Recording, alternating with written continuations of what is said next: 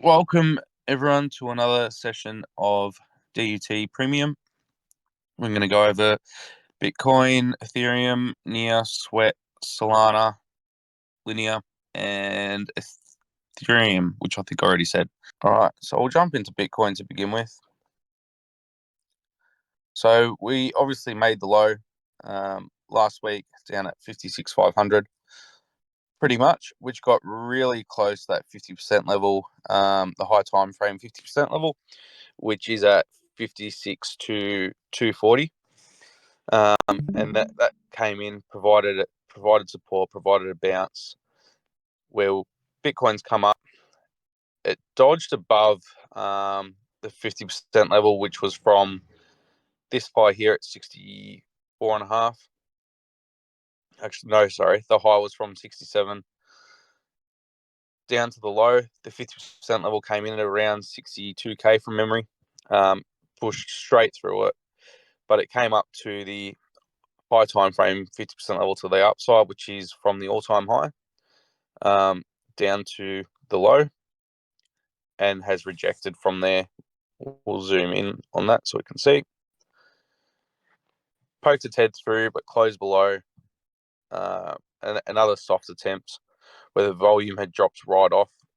You can see the volume bars down the bottom here.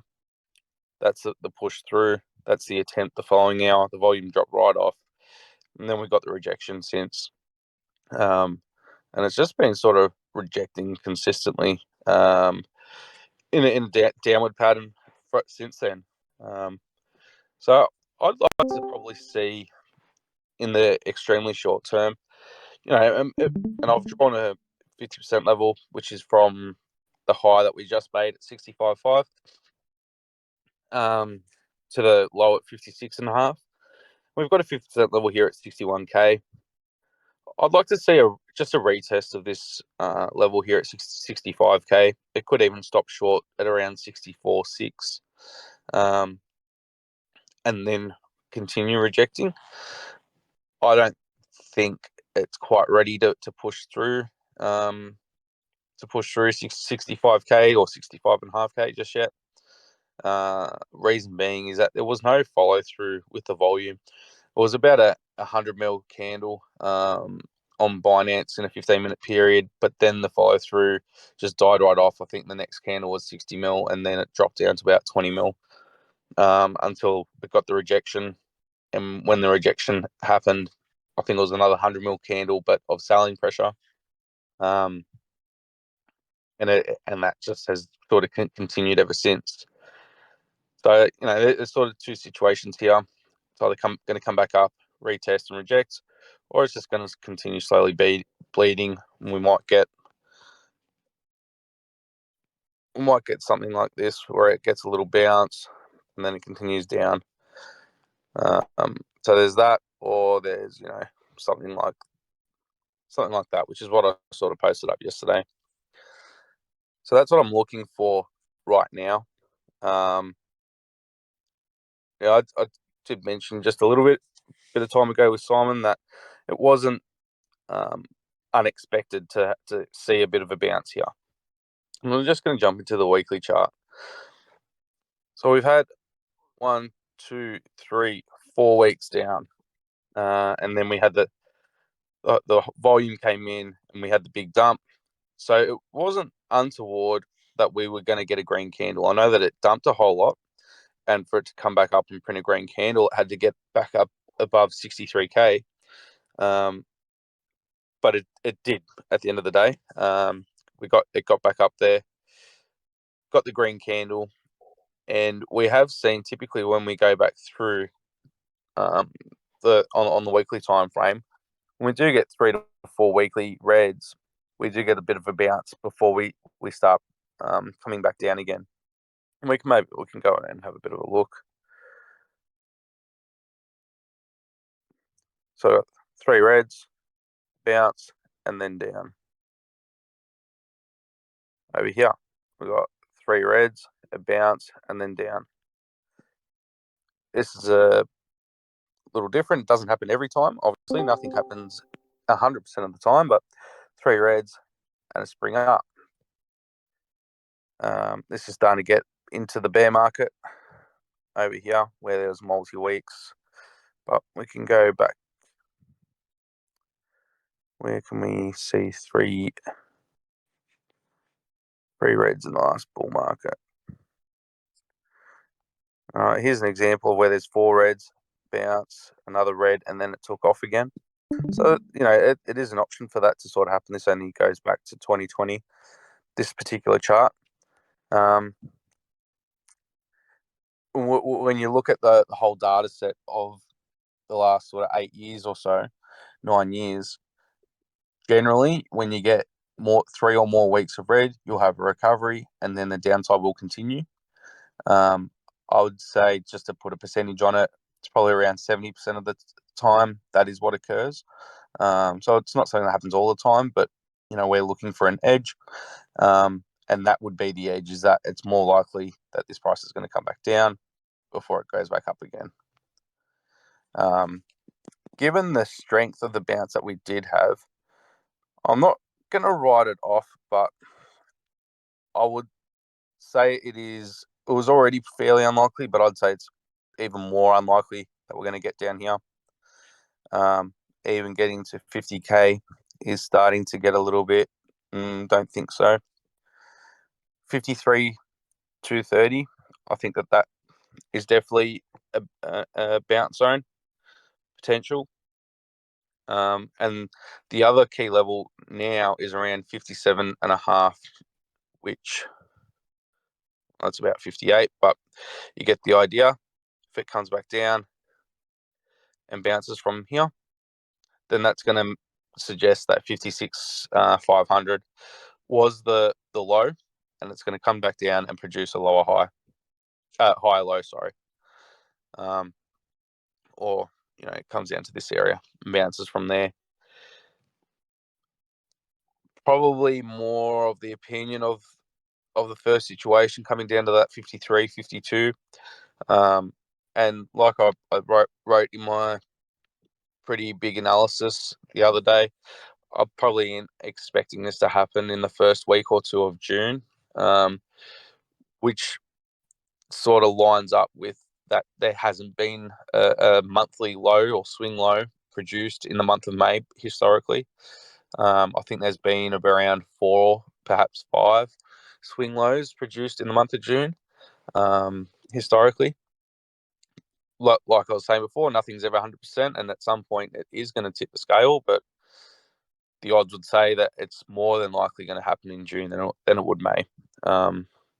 There will be a year when that trend does change, and May does produce a swing low, but until it happens, we'll just think, or not think, we'll go with that it's probably not going to be this time. So for me, things are still intact, given that we rejected off this 50% level. I'll keep the analysis coming as price action sort of plays out and comes to hand. But more or less, we're just going to see some chop in this range. Probably a bit more. I would like to see price maybe trading a little bit more in the below 61k level in this range here that we haven't typically done a lot of trading in. As we can see, we've got the candle there. We've only got this wick down. So if we can get some trading going on in this range here over the next month or so, that'd be good. It'll really set it up to take off in the second half of the year. So I think that's probably about it for Bitcoin. I don't want to ramble too much because it can get a bit confusing. We might jump into Ethereum. We'll stick with the big boys to begin with. I'll just jump into the Ethereum Bitcoin pair. So Ethereum's still not really doing that great, to be honest. I'll just jump into a logarithmic chart because it will show this trend line a lot cleaner. So it's been respecting this trend line since pretty much the halving. The halving event took place. That marked the high. not the halving, sorry, when it went proof of stake. Proof of stake marked the high, and it's been a sell event pretty much ever since. It has come down and traded below this low over here. So that suggests that there's still some more downside to come where it's going to form a bit of a bottom. This doesn't look like a bottom formation to me just yet. Overall, for the 2024 outlook, I think Ethereum is going to outperform Bitcoin. It's just not ready yet. And that's fine because when it does start moving, it's going to move pretty damn quickly. And we can see that over here when it had its bounce in July 22. It moved really quickly to get up. So I've got the little target zone is this purple box over here. I've had that there for at least 6 months plus now. I think it's ever since we started down under trading, really. It could be an area, a zone where it gets down to form a bottom. It doesn't have to. It's more of just I was having a bit of a look at the chart. Oh, this looks like a target zone that I want to watch. But at the moment, Ethereum against Bitcoin is still bearish, but that trend is going to start flipping in the months to come. Just looking at we'll go to a yearly just to sort of see how far away it is from the yearly open. Strange. It's only 11% away from turning green at the moment, which really is not that far whatsoever. So I'm still hopeful for Ethereum to outperform Bitcoin over the course of 2024. I might just jump into Ethereum USD chart.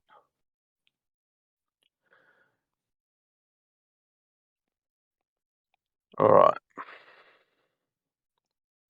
So this is a weekly chart, still very bullish.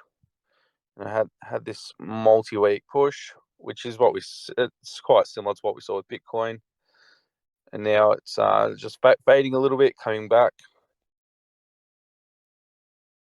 Might just delete these.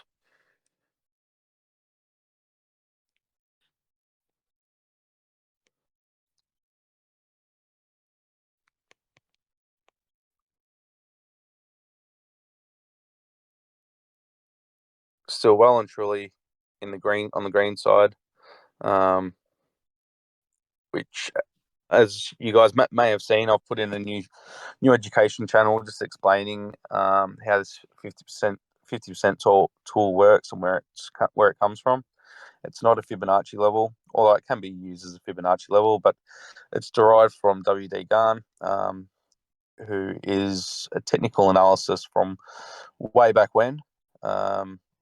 For him, the 50% level is the most important level, followed by 62.5% is his other very important level, which actually falls bang smack in the middle of the golden pocket from Fibonacci. His technical analysis is a lot around geometric shapes and angles, and those percentages are relevant to those angles and shapes. It is quite interesting, and there's quite a bit of literature on his work. So yeah, I definitely do encourage to learn about it, even if you're not trading, just out of interest sake, and to see how price action moves, and it doesn't move irrationally. Although if there's a black swan or a white swan, we'll call it, it's not something that's really untoward that does bring in a rational price movement, but typically that price movement will come back. I think his work also works around planets as well. So yeah, it's very interesting and a little bit odd, I would say.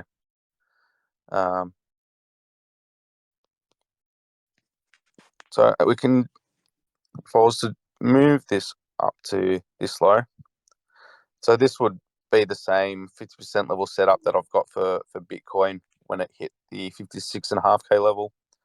It's the pullback from at the start of the year to the high for Ethereum. It's not an all-time high, but as we can see, the 50% level is acting as support, but it's not springing anywhere near as much as what Bitcoin has. So we could actually see this start to fall down into this red zone on the next drop. But as we know, when we pull this down, we've still got a fair bit of meat or area to play with on a higher time frame. So when we take the Ethereum USD chart in conjunction with the FBTC chart, we actually could start seeing Ethereum coming down and trading in this level. We have these prior tops over here, which is going to act as support at the 50% level as well. So, it gets down to about that 2,500, 2,600 zone. I don't think that should be unexpected necessarily. Might jump into NIA because NIA has been performing really strongly. I don't think that this is necessarily going to happen in the time frame that we've got here, but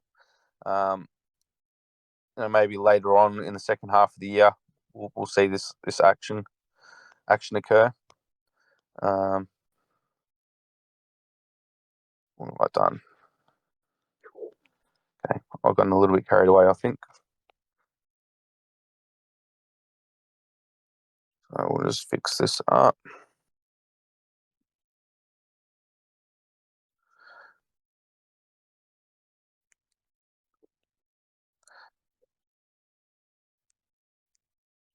Regular. All right, so on the weekly chart, we did have this pullback, came right into the red zone, but propped back up and basically closed right on the 50% level before taking off again. I do think it is going to come back down a bit. Oh, this isn't even the high time frame one. On a high time frame view, it actually holds 50% level really well. And down here was the all-time or bear market low to the high golden pocket was in this zone here that it swept. I'm starting to see a little bit of a rejection again. This $7.50 level has been quite resilient for NIA, but it will cave at some point. It has previously, it has week through, and these moves are getting the retraces are starting to get not as deep. If we go to a daily chart, we can sort of see rejected down, came up and tested, rejected down. It's a high low, came back up, it's pushed up above 750, but now it's rejecting again, which sort of falls in line with what Bitcoin's doing. So where does NIA go to next? It's probably going to sweep this low. If it mainly sits on where's Bitcoin going. If Bitcoin's going to head back down and go to say 53K, we could see NIA come down, sweep these lows here at $5.70, but not break these lows over here. And that's just going to be a liquidity grab. It's not it's going to look like a lower low on this sort of time frame, but on a weekly time frame or more of a macro look, it's not, because you can't actually even see this retrace down. It's a green candle. So we've got the low here, and now it comes down to sweep this low. Say it comes down to $5.40, something like that, and that's going to be your higher low. It always pays to look at the higher time frames to sort of see, okay, well, what's going to happen? Can we actually sweep this low or not? Yes, we can, and it's not going to change the pattern on the weekly or monthly time frames. On the daily, it's a different story. It'll produce a lower low on the daily, and that may get people fearful or scared and sell their coins. It's turning bearish. It's put in a lower low, but in actual fact, it hasn't. And that's sometimes when you can see things take off because it scares people out of the market.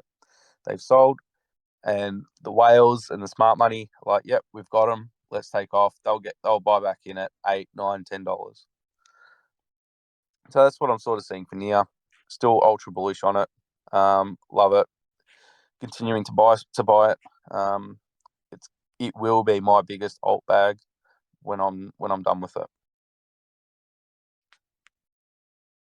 We'll have a look at Solana. So Solana it's in a bit of recovery, I would say, to suggest. So we had this trend line, which is from the lows, which it tried to hold, but it's since broken down, and it's getting back above it now. But given this second breakdown, I think this trend line is now irrelevant. So I am happy to delete that trend line. So now and we'll delete these fibs as well.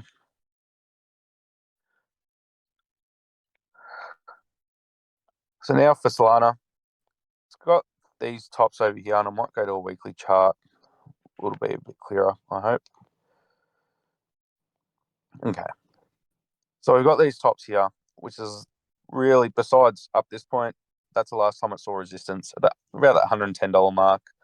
And it's gotten some really nice, it's wicked down to it, but it's got some really nice bounces. And this is like a swing fail here, similar to what we saw at the top. When we had the 786 up there, went up, came down, tested the actual level because it pushed through the first time and failed. We're sort of seeing a similar pattern occur down here, where it came down and then didn't, and now it's taking off again. I just don't. It looks good, but is the timing of it a little bit off? Is my question, and that comes back to my intermediate thesis for Bitcoin. Is that going to sort of spoil the party for Solana here? And is it maybe just going to do a bit of sideways movement, which isn't a bad thing? The main point is that it doesn't sort of break down below that $110 level. Want to see it holding that, and if it does get below, then we've also got the bottom of that range where we don't want to see it sort of going below that $80, $85 mark. It's strong above 110. It's neutral below 110, but above 85, and it's bearish below 80. That's how I would be looking to play Solana if I was invested in it, which I'm not at the moment. And it's probably, I'll never say never, but it's probably unlikely that I will get a bag of it, unfortunately. Just due to how much it's already run up, and where I sort of think it's going. If it's going to get to 500 bucks, we're only looking at a 5x. Well, at the moment, it's just over a 3x from where it currently sits. I think there's better risk reward elsewhere at the moment. Although Solana is definitely on its way to becoming a blue chip, that's for sure. By blue chip, it's probably, not far behind getting into the realm of Ethereum.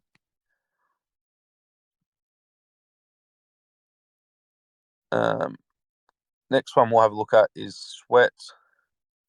Put your chin strap on because Sweat is not looking good the last time I checked. Did give a little bit of hope yesterday, but it's fallen back below. So what I've got here, from its high to the low, the wick of the low, it's retraced 58%. And currently we are sitting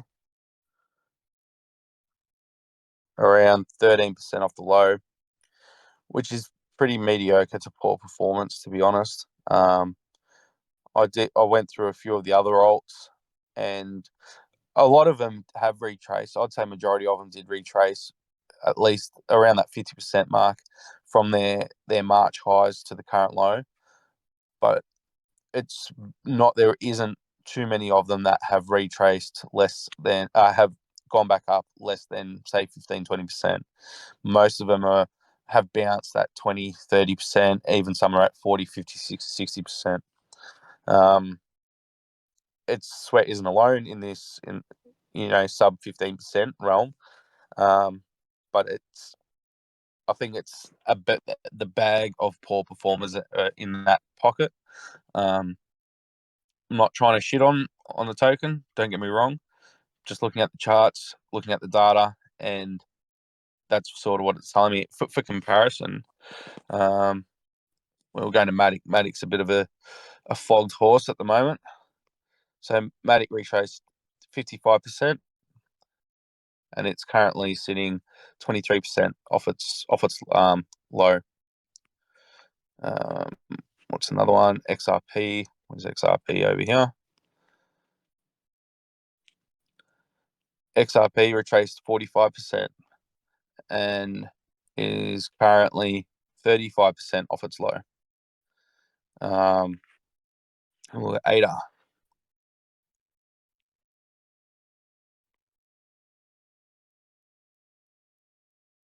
So ADA retraced 51.5%, and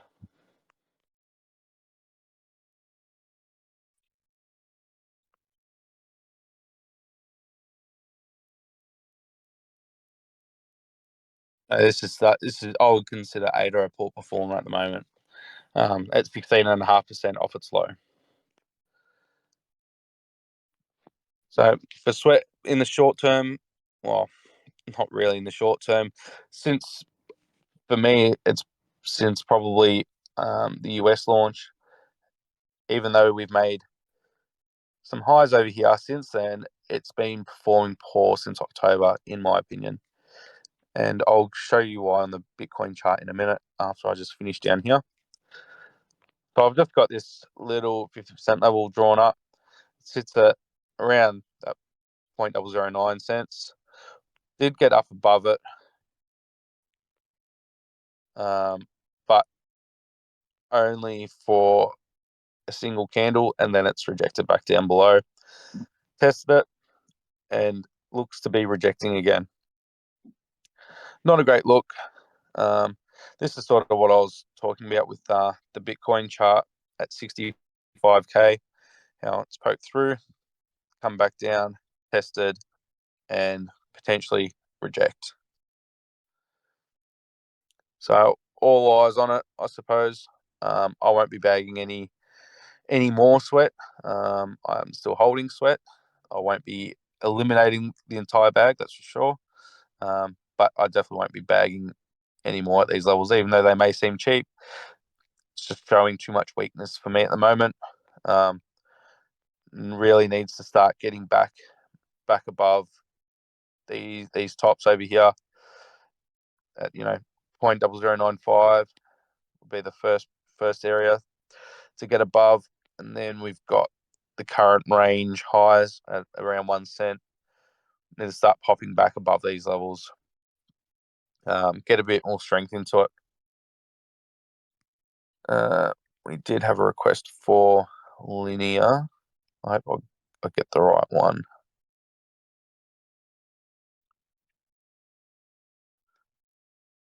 Do you know the ticker? Does anyone know the ticker for linear?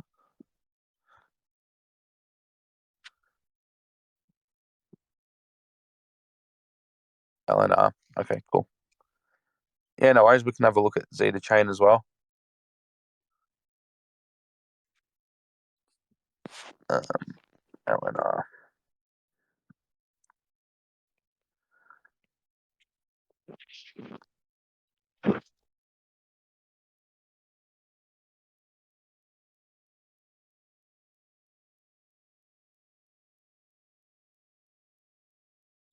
Definitely not much data here, but geez, it is not looking strong whatsoever. I remember when you first mentioned this one to me, Nomad, it was basically a stable coin. But clearly that was just a distribution Going through some distribution here. High volume, sideways, few runs up, little runs down, and then a capitulation at the end.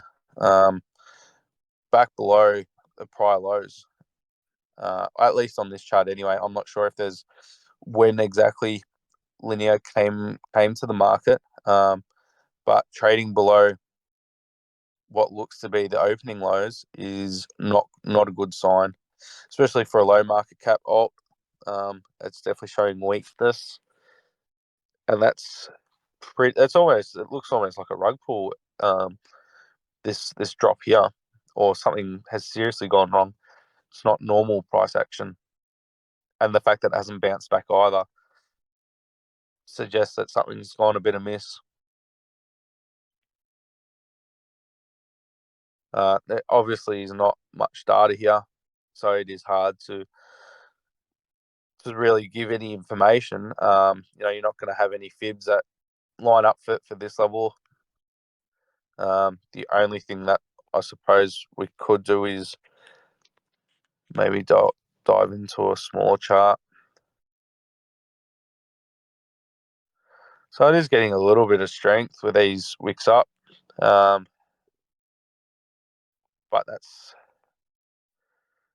this drop here is quite scary, especially at this late or this far along in the bull market.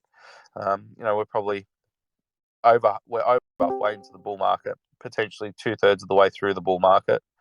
I don't think it's the time to be degenerating into something like this unless you know perhaps what may have gone on. Not liking linear, and I'd probably advise, if you're not in it, I'd advise against getting into it. We had ZetaChain as well.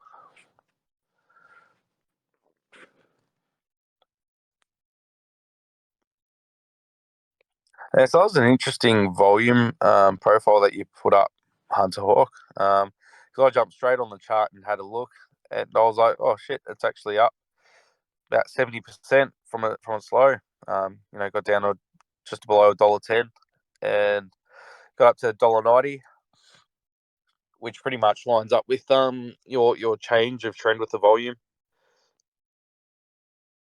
But at the moment, it looks like these lows here have been acting as resistance. It does. We'll go to a daily. Yeah, it's a bit more apparent on this chart here. Well, I think I can spend some time trading in the $1.60 to that $1.35 zone. I think this has pretty much produced a low here.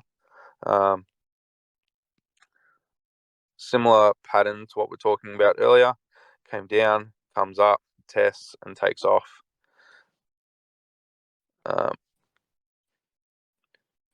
We did some trading down to, say, this level, something to that effect. We can even check, see where the 50% lies.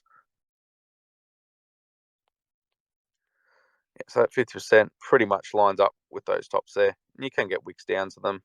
You just really don't want to see pretty cool closes below that 50% level. But that actually might provide. I really don't know much about ZetaChain, but that could provide a decent entry position there at $1.40 to get into it. I know that this is fairly new as well. When it was launched, it launched at 14 cents pretty much. Got the usual listing pump, up to $3. We've seen this sort of play out with like Sui and ARB, say a few others. I'd be interested to know the tokenomics of Zeta, whether they've got a massive amount of tokens that are locked up on a linear vesting schedule with VCs and whatnot. That would be interesting to know. If I was going to take a position, I'd be looking into that for sure, just to make sure that I'm not going to be exit liquidity for the VCs. But that is definitely showing a bit of life. That's all quite bearish, and now we're starting to get some bullishness come into it. But yeah, with my little thesis for Bitcoin, this could come down and give some nice entry zones down here.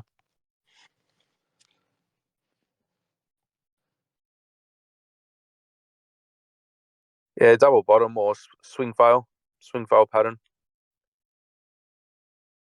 Was there anything else that you guys wanted me to perhaps have a bit of a look at?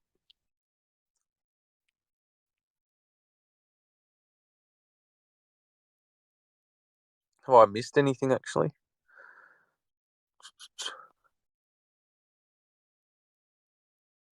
Okay, Ringo. Sorry, I don't really get any notifications when you guys jump in. I might just do a little bit of talking about um, staking that I've been doing, and maybe expand a little bit on this sort of stuff. So with my Bitcoin, I keep that in a cold wallet. The reason for that is it's by absolute miles my biggest bag. I'm not interested in staking it to a third party. It's too for 2%, 3% APR. It's too risky. I've had it since shortly after the bear market low. Was when I started DCAing into Bitcoin. So I've had it for quite a while, and I just wanted it to be safe and sound and without any potential of being lost. So that's why that's kept in a cold wallet. Can't say so much for the alts that I hold. Their value to me, at least, is a hell of a lot smaller. But I do have them spread out. They're not all sort of in the one bucket. So with my Uno, I've currently got that staked on KuCoin. I think I'm getting about 15% for that at the moment. They have like these limited time events where you can lock them up for 30 days. Within there, they do have a DApp, Uno, and within the DApp, they've got pools where you can provide liquidity. They've got Ethereum pools and BSC pools. At the moment, the BSC pools aren't available. And to use the Ethereum pools, the gas fees are absolutely ridiculous. It's about $70 US to add your liquidity to the pool, and then another 70 to pull it out. So for me, that just negates the APRs that you might get there. So I'm waiting on those BSC pools to be available because they'll be a shitload cheaper. Adam, currently the Kepler wallet, I was tossing up with chucking it into KuCoin because they've got a flexible staking product there where you earn 12% APR as opposed to the 14.8% through Kepler. The difference being when you want to take it out of being staked, you've got it immediately versus having to wait 21 days. The downside is that through KuCoin, I doubt you'd be eligible for airdrops, and if you were, you'd probably only get a small slice of what your eligibility would be had you had it in the Kepler wallet. So a little bit torn as to what I'm going to do there, but I need to make a decision because at the moment they're just sitting there not doing anything. Hydronet, just got that sitting in a MetaMask hot wallet. They're a DEX which they've got some really cool ideas, an awesome team as well. Very DAO orientated. It's driven and owned by the community. I like what they've got going on there. They're going to have some sort of validator process coming up in the very near future. I'm not entirely sure what that looks like, but if there is a provision for me to delegate to a validator, I'll be doing that with my HDN. My fund that I've got is sitting in a single-sided liquidity pool on Ross Swap. Unfortunately, they've only got time-locked staking, so 90, 180, and 360-day options. It pays out the dividends monthly, I think, on the 15th of each month. And I think the APR there it's not really advertised that well. It is a very basic site, but it's probably around that 5% mark. Yeah, I just thought we could get it working for me. Font has had a fairly decent slump though recently, which has been a bit annoying, but at least I got my tokens locked up, so I can't emotionally sell them. Although I probably would have liked to let them go, given that it's making lower lows. Uni, I've got that liquidity. I've got them in liquidity mining on Bybit.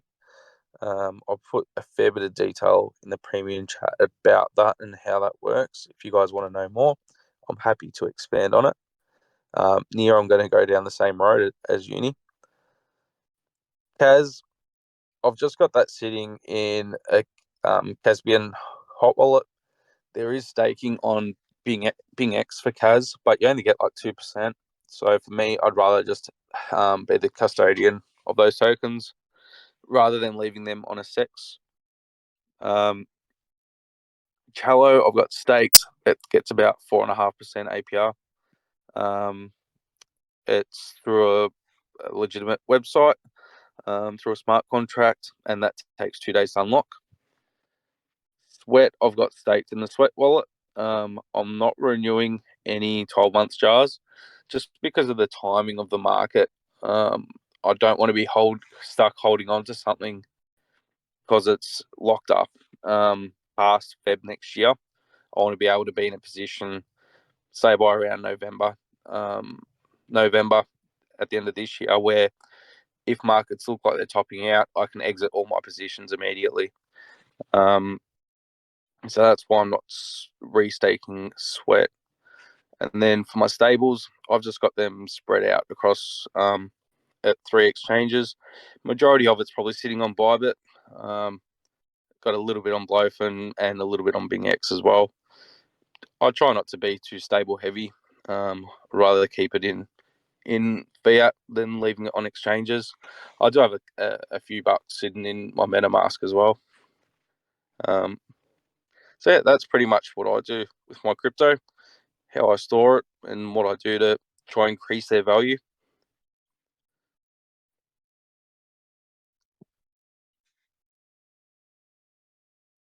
Any questions?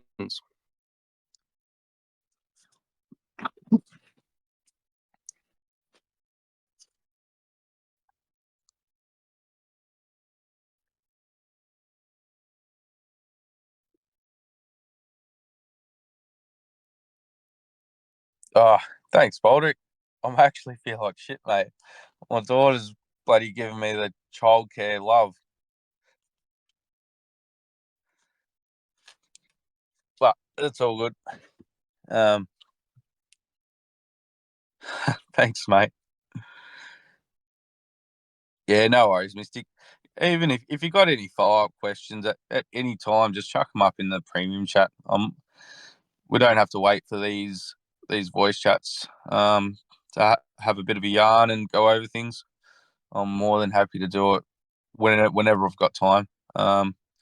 Just a bit of a heads up for next week. It'll probably be. Oh, I'm happy to do a catch up again at this time of morning. But they'll probably be more likely around the middle of the day, UK time. Might even maybe sneak in two, or oh no, we'll probably do one next week because we've got the public catch up on the Monday with the giveaway as well. But we'll get it sorted nonetheless. All right, well, I think that might draw us to a close, guys. So thanks for joining in. Take care of yourselves, and like I said, if you've got any questions, always chuck them up. Happy to give my 2 cents. And yeah, I wouldn't mind seeing some charts and stuff from you guys getting put up as well. There's a bit of homework for you.